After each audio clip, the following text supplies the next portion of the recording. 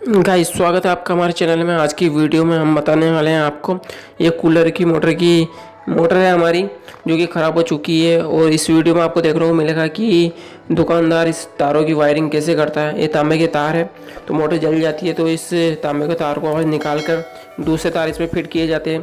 तो दुकानदार कैसे करता है ये भी आपको देखने को मिलेगा। उसके अलावा अगर ये मोटर आपकी ख़राब हो जाती है तो क्या होता है गाइस, इसे हमें बेचना पड़ता है।